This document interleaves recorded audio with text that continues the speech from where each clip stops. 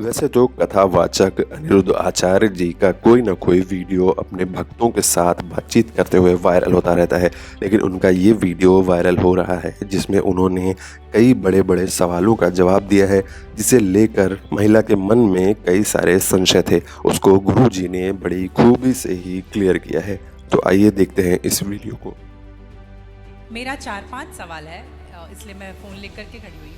मेरा पहला सवाल ये है गुरुजी की मम्मी जैसे जितिया करती है, हम लोग 3 भाई बहन हैं, 2 बहनें हैं, 1 भाई, और मेरे घर में एक छोटा सा कुत्ता भी है। तो वो गुरुजी भाई बहन के समान ही है, समझ लीजिए। मतलब मम्मी हम लोगों के कंपैरिजन में उसको ज़्यादा प्यार करती है। मोस्ट ऑफ द टाइम उसके पीछे ही मम्मी का जाता है। तो जब मम्मी जितिया करती है तो कहते हैं सबको पहनाती हो वो बद्दी जितिया वाला, तो क्या हम उसको भी पहना सकते हैं? क्या पहनाती है? वो जितिया जो पहनते हैं ना, अभी जितिया वाला जो पर्व था कुछ दिन पहले, हाँ हाँ। या देखो नहीं पहनाना चाहिए? ये क्या होता है, पहले ये समझाओ, हम अभी समझे नहीं क्या होता है। भाषा मिसमैच मैं हो रही है। बताती हूँ। जैसे पति के लिए तीज किया जाता है, करवा चौथ किया जाता हाँ। है, ठीक उसी प्रकार से बच्चों के लिए जितिया का पर्व किया जाता कि है। हमारे यहाँ उसे संतान सप्तमी कहते हैं। शायद, मुझे इसका ज्ञान नहीं। हाँ हाँ, हमारे यहाँ उसको संतान सप्तमी बोलते हैं। ठीक जी ठीक है, ठीक है। देखो, बच्चों के साथ बच्चों का व्यवहार करो। जीव मात्र से प्रेम करना बुरा नहीं है। सबसे प्रेम करो, सबको रोटी दो, सबको प्यार करो, सबको दुलार करो। प्यार दुलार करने में कोई बुराई नहीं, पर हर चीज की मर्यादाएं हैं। आप जितना प्यार अपने पति से करती हैं, आप उतना प्यार, उस तरह का प्यार पर पुरुष से करेंगे तो ये मर्यादा के खिलाफ है। मतलब प्यार अब कहें कि नहीं जी, जैसा हम अपने पति से करते हैं वैसे तुमसे भी करेंगे, वो अमर्यादित हो जाएगा। उसी तरह हम गाय से जो व्यवहार कर सकते हैं वो कुत्ते से नहीं कर सकते। तो हर चीज की एक मर्यादा है। कुत्ते को देहली के बाहर रखा जाता है, घर के अंदर नहीं। बट वो तो हमेशा घर में ही रहता है। वो आपकी अज्ञानतावश है। कुत्ता जहां जहां अपने पांव रख देता है, कुत्ता जहां जहां होता है, वो अशुद्ध हो जाती है जगह। कुत्ता के स्पर्श से अशुद्धि आती है। इसलिए कुत्ता को रोटी खिलाने का विधान तो है।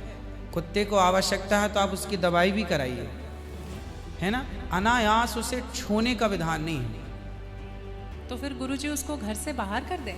बाहर क्या, कुत्ते घर के अंदर रहे कब? आज के ज़माने में फैशन का ज़माना है तो लग्जरी गाड़ियों में घूम रहे हैं कुत्ते। गाय है आपके घर में? नहीं गुरुजी, इसलिए नहीं पॉसिबल है क्योंकि आप फ्लैट में नहीं रख सकते हैं। आप खुद अगर रेंट पे रहते हैं समस्या तो यही है कि आज हम कुत्ते को रखने को पॉसिबल मानते हैं, पर गाय को रखना इम्पॉसिबल मानते हैं। गुरुजी, दिक्कत तो कुत्ते से भी है बहुत लोगों को। हाँ। लॉजिकली देखा जाए, अगर उसको हम बाहर लेकर के जाते हैं शौच के लिए तो उससे भी दिक्कत है, लेकिन कुत्ते में मैनेज हो जाता है क्योंकि हम बाहर लेके जाते हैं। एक्चुअली कुत्ते में आप लोग मैनेज करना सीख गए हैं। काश गाय के साथ भी मैनेज करना सीख गए होते तो गाय भी मैनेज हो जाती है अभ्यास से। अब कुत्ते के संग रहते रहते अभ्यास हो गया। गाय भी ना, छोटी सी गाय आती है जो हिमालय तरफ की गाय है ना, वो बहुत छोटी सी होती है। वो गाय यदि आप घर में रखेंगे तो वो आपके बिस्तर में सो सकती है, वो आपके संग खा सकती है। मतलब इतनी छोटी सी होती है, 1 लीटर दूध देती है वो, और इतनी प्यारी गाय होती है, इतनी सुंदर होती है। मतलब पूरे भारत देश की सर्वश्रेष्ठ नस्ल है वो, सबसे सुंदर सर्वश्रेष्ठ गाय। वो गाय सिर्फ कम दूध देती है। मतलब अपनी गौशाला में जितने छोटे छोटे बछड़े हैं ना, छोटे छोटे, मतलब सामान्य गैया का जो बछड़ा 1 महीने में होता है ना, उतनी बड़ी तो वो पूरी गाय होती है। मतलब उसे आप गोद में लेके जा सकते हैं। वो बच्चे की माँ बन गई है, लेकिन उस गाय को आप अपनी गोद में ले सकते हैं, वो भी गाय होती है। तो कुत्ते वालों को उस गाय के साथ मैनेज कर लेना चाहिए। अच्छा, मतलब उस हाइट, मतलब उस गाय की हाइट की ग्रोथ नहीं है, वो गाय की हाइट, वो गाय बहुत छोटी सी होती है, इतनी सी होती है कि आप उसे गोद में ले सकते हैं। आप उसे गोद में लेके पूरे घर में घूम सकते हैं। मतलब इतनी छोटी गाय होती है। देखो, भगवान को पता था कलयुग में ऐसा होगा, इसलिए ऑप्शन दे रखा है। आप कुत्ते को गोद में लेके घूमते हैं, पर भगवान ने ऑप्शन दे रखा था, हम लोगों का ध्यान उस तरफ गया नहीं। सही बात। गुरुजी मेरा दूसरा सवाल ये है कि ये सवाल बेसिकली मेरी बहन के घर वालों का है। चिकन नहीं खाना चाहिए क्योंकि उसमें जान होती है, कोई भी जानवर नहीं खाना चाहिए क्योंकि जान होती है। प्लांट में भी तो जान होती है ना गुरुजी? हाँ तो होती है। फिर हम उसको तोड़ते हैं तो उसको नहीं दर्द होता? ऐसा उनके घर वालों का सवाल है, मेरे माध्यम से। नहीं आप ठीक कह रहे हैं। देखो आप ना गेहूं को चबा जाइए, जी चने को चबा जाइए, दालों को चबा जाइए, तो वो रोती नहीं है, चीखती नहीं है, उसमें रक्त नहीं होता, हड्डी नहीं होती, मांस नहीं होता, वो चीखती नहीं है, चिल्लाती नहीं है ना। पर आप मुर्गी को मारिए तो वो चीखेगी, चिल्लाएगी, भागेगी, खून है, हड्डी है, मांस है ना। एक्चुअली सिद्धांत है ना, देखो इतने सारे मर्द हैं, लेकिन इतने सारे मर्दों में एक मर्द ऐसा है जो आपका हाथ पकड़ के रह सकता है, आपका हाथ पकड़ के घूम सकता है, कोई कुछ नहीं बोल सकता, क्योंकि वो आपका पति है ना। समाज ने आपको इजाजत दे दी, जी आपकी मांग भर गई, जी। मंगलसूत्र आ गया, अब समाज ने स्वीकार कर लिया कि ये मर्द, ये पुरुष अब आपका पति है। अब आपको दूसरे पुरुषों के साथ देखा गया तो आप अच्छे नहीं माने जाएंगे। तो जैसे समाज ने एक पुरुष के संग, एक स्त्री के संग इजाजत दे दी, शास्त्र ने इजाजत दे दी कि आप इसके साथ रह सकते, ये लीगल है, उसी तरह आपको गेहूं, चावल, अंकुरित अनाज चीजें, दाल, चावल, सब्जी, रोटी खाना लीगल, वेद ने आज्ञा दे दी, ये खा सकते हैं। मांस के लिए आज्ञा नहीं दी। पतिव्रता नारी पराये मर्द के संग, पराये पुरुष के संग घूमेगी तो समाज उसे ठीक नहीं कहेगी। उसी तरह हमें शास्त्र आज्ञा करते हैं कि हमारे ठाकुर जी, हमारे राम फल खाते हैं, हमारे राम फल खाते हैं, दाल, चावल, साग, सब्जी, बादाम, काजू ये खाते हैं। तो हमारे राम, हमारे कृष्ण खाए, मतलब वेद ने आज्ञा दे दी कि आप ये खा सकते हैं, ये खाने का पदार्थ है। मांस शेर के लिए है, बिल्ली के लिए है, कुत्ता के लिए है। क्या आप कुत्ता हैं? क्या आप बिल्ली हैं? क्या आप शेर हैं? क्या आप चीता हैं? नहीं। फिर जब हम मनुष्य हैं तो मनुष्यवत व्यवहार करें जी। हम वो ना खाएं जो हमारे लिए नहीं है। अब मांस खाने वाले जानवर ना, आप गौर से देखिएगा, मांस खाने वाले जितने जानवर होते हैं, कुत्ता, बिल्ली, चीता, शेर, सब जीभ से चाट चाट के पानी पीते हैं। जी आपने कुत्ते को पानी पीते देखा हो? जीभ से पीते, लेकिन आप कैसे पानी पीते हैं? मुंह लगा होंठों से करके, पीते हैं, होंठों मुंह से पीते हैं। गाय कैसे पानी पीती है? मुंह से, जैसे हम लोग पीते हैं। कुत्ता चाट के, बिल्ली चाट के। मतलब शाकाहारी जानवर और मांसाहारी जानवर दोनों ईश्वर ने बनाए हैं। गाय को आप मांस परोसिए नहीं खाएगी, नहीं खाएंगे। वो बकरी को मांस परोसिए नहीं खाएगी, भैंस को मांस परोसिए नहीं खाएगी। जब जानवर होके अपने धर्म में अड़े हैं तो हम इंसान क्यों अपना धर्म छोड़ रहे हैं? अब जो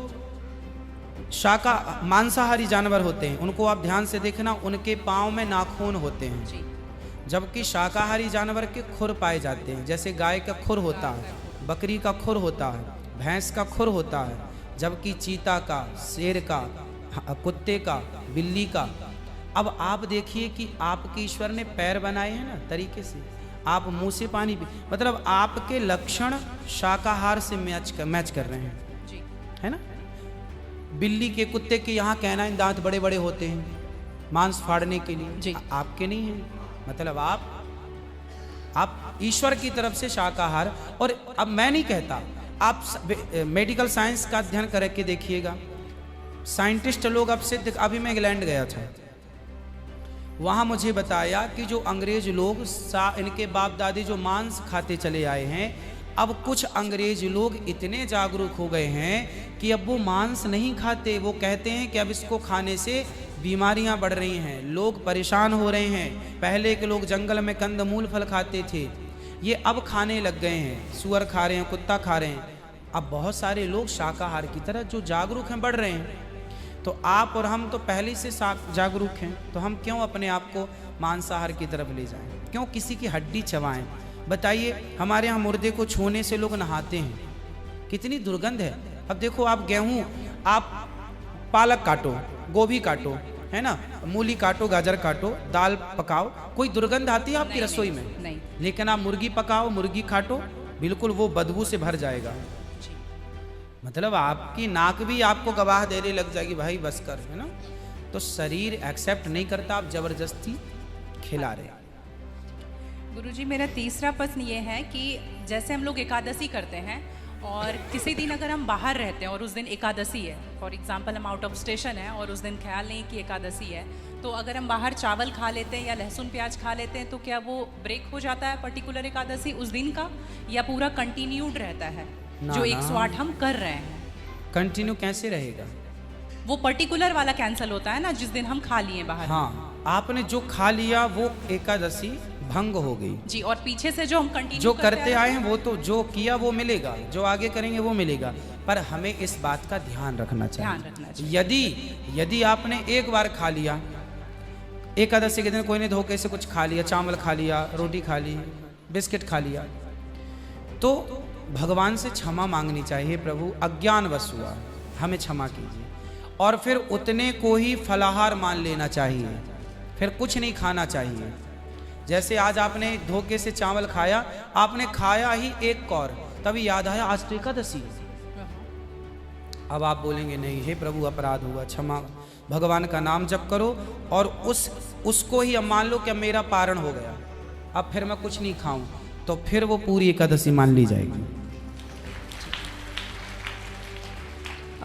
गुरुजी मेरा चौथा सवाल ये है कि आप कहते हैं दारू पीना पाप है, चिकन खाना पाप है क्योंकि उसमें जान है।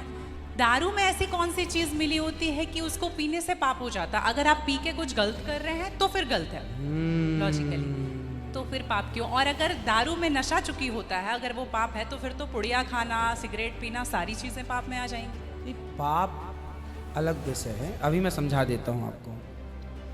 जब हमारा देश गुलाम था जी, तो एक अंग्रेज ने एक पंडित जी की कनपटी पे बंदूक रखी और अंग्रेज ने कहा, ये पंडित जी यहाँ आओ, तुम बड़े पुजारी हो? हाँ पुजारी हूँ। हिंदू हो? हाँ। आज मैं तुम्हें गोली मारूंगा। पंडित जी बोले क्यों मारोगे?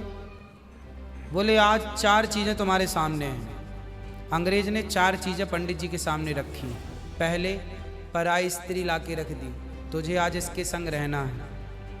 दूसरा मांस रख दिया, आज तुझे मांस खाना है। और तीसरा ढेर सारा सोना रख दिया। इतना सोना तो रोज भीख मांगता है ना, ले जा सोना। और चौथी दारू रख दी, शराब। इन 4 में एक चीज तुझे लेनी पड़ेगी, नहीं लेगा तो गोली मारूंगा। बोल क्या लेता है? पंडित जी बोले पराई औरत तो मैं नहीं देख सकता, मार दो गोली मुझे, पर मैं पराई स्त्री के, मेरी माँ बहन, मेरे संस्कार ऐसे हैं कि ये मेरी माँ बहन और बेटी है, ये मैं मर जाऊंगा पर चरित्र में दाग नहीं लगने दूंगा, तो ये स्त्री तो मैं नहीं ले सकता। अब मांस भी मेरे धर्म के खिलाफ है, आप गोली मार दो, मैं ब्राह्मण हूँ, मैं मर जाऊंगा पर ये धर्म नहीं छोड़ूंगा। और रहा ये सोना भी नहीं लूंगा, क्योंकि मैं भीख इसलिए बेईमानी करता तो भीख क्यों मांगता? मैं ईमानदारी से भीख मांग के खा सकता हूँ, बेईमानी का करोड़ों नहीं ले सकता, इसलिए सोना भी नहीं लूंगा। हाँ, पंडित जी को लगा ये तो पानी है, दारू शराब, उनको दारू पानी लगा, ये तो पानी है। पंडित जी को बेचारों को पता नहीं था कि दारू का क्या मजा है। अब उनको लगा ये पानी है, पिएंगे निकल जाएगी। पानी समझ के पंडित जी ने बोला कि चलो गोली कनपटी में बंदूक रखा है, चलो पी लेते हैं, अभी निकल जाएगी शाम तक। पंडित जी ने दारू पी, और जब दारू पी ली तो दारू जब पी तो नशा चढ़ा। और जब नशा शराब का जब नशा चढ़ता है तो इंसान नहीं रह जाता। जैसे स्त्रियों को, जिसको ऑपरेशन होता है ना, तो रीढ़ की हड्डी में डॉक्टर एक इंजेक्शन लगाते हैं स्पाइनल में, जिससे शून्य हो जाती है। वो अंग क्या हो जाता है? कोई भी ऑपरेशन में डॉक्टर आपको शून्य कर देता है। उसी तरह शराब आपके मस्तिष्क को, आपके सोचने विचारने की क्षमता को शून्य कर देती है, माइंड को शून्य कर देती है। आप ये निर्णय नहीं ले पाते कि क्या सही है और क्या गलत है। अब पंडित जी जब नशे में झूमने लगे तो वो उस स्त्री को छेड़ने लग गए, ए यहाँ जा, नशे में। तो यही तो प्रश्न था मेरा गुरुजी कि वो नशे में ऐसा कर रहे हैं तो गलत है। अगर जो बोलते हैं हम जेंटलमैन पैक पीते हैं, हम 2 पैक पीते हैं या 3 पीते अच्छा हैं। ये बताओ, नशे में करने लगे तो गए, वो नशा आया कहाँ से? शराब जहाँ पीते से हैं। आया वही तो गलत है। नहीं, तो गुरुजी- सारे फसाद की जड़ तो वही है। गुरुजी जब ज्यादा पी ले रहे हैं तो ऐसा हो रहा है, जो कम पी रहे हैं और ये कह रहे हैं कि कम पीने से ऐसा नहीं होता, आप ज्यादा कुछ भी हमारे यहाँ करोगे तो 5 महापाप गिनाए हैं शास्त्रों ने। जी। 5 महापाप, उनमें से एक शराब है। शराब है, हाँ। शराब को महापाप इसलिए कहा गया है, ये बुद्धि भ्रष्ट, शराब पीने वाली की बुद्धि सात्विक नहीं हो सकती। आप शराब पीजिए, आप शराब पीने वाला व्यक्ति आध्यात्मिक नहीं हो सकता। जो ईश्वर से कनेक्टिविटी है, जो हम आध्यात्म जगत की बात करते हैं, देखो आप शराब पीने के शराब लोग क्यों पीते हैं? शराब कौन पीता है? समाज में 2 किस्म के लोग होते हैं। एक वो होते हैं, जैसे मैं सात्विक हूं, आप सात्विक हैं, आप चाहते हैं कि मैं भजन करूं भगवान का, ज़्यादा हाय हाय नहीं, शांत खुश भगवान के चिंतन में। एक तो इस प्रकार का आदमी है भगवत चिंतन में, वो ज़्यादा खाता भी नहीं। एक आदमी कैसा है जो विषय भोगी है। शराब शरीर को गर्म करती है, जी। शराब शरीर को गर्मी पहुंचाती है। और जो व्यक्ति भोगी होता है, जिसे भोगों को भोगना है, वो लोग शराब का उपयोग करते हैं अपने भोगों की क्षमता को बढ़ाने के लिए। अब जिसे भोग भोगना है वो तो अपनी क्षमता भोगों की बढ़ाए और शराब पिए, परंतु जिसे भगवत प्राप्ति करना हो, ईश्वर से नेह करना हो, मन लगाना हो, संत लोग एक टाइम भोजन करते हैं, 2 टाइम नहीं खाते। बोले शरीर को केवल जिंदा रखना है, ज्यादा खिलाएंगे तो शरीर फिर हानिकारक है, मन भटकेगा। इसलिए यदि आपके अंदर ईश्वर की प्राप्ति की साधना है तो आपका आहार विहार शुद्ध अपने आप हो जाएगा। और मन में यदि कामना है तो फिर लोग तो चरस भी पीते हैं, अफीम भी लेते हैं। ये सब चरस अफीम क्या करती हैं? शरीर को उत्तेजित करती हैं। ये सब शरीर को उत्तेजित करने वाले पदार्थ हैं। तो बाकी जितने भी नशा वाली चीज हैं, हाँ। गुटखा, खैनी, दारू जो भी हैं, ये सारे फिर उतने ही इक्विवेलेंटली सब नुकसानदायक है। खैनी से कैंसर होता है, सिगरेट से लंग्स खराब होते हैं। गुल से क्या होता है गुरुजी? किससे? गुल जो करते हैं, गुल क्या होता वो है? पाउडर एक होता है ना? नहीं वो मैं जानता नहीं। चरस अफीम क्या कहते हैं? क्या है बेटा? ड्रग्स? नहीं नहीं, वो ड्रग्स नहीं होता, डब्बे में आता है गुल। नहीं, वो गांव के लोग को मैंने देखा करते हुए। हाँ, तंबाकू चूना? नहीं वो मैं उसके बारे में पहली बार सुन रहा हूँ, अब रिसर्च करना पड़ेगा वो चीज क्या है।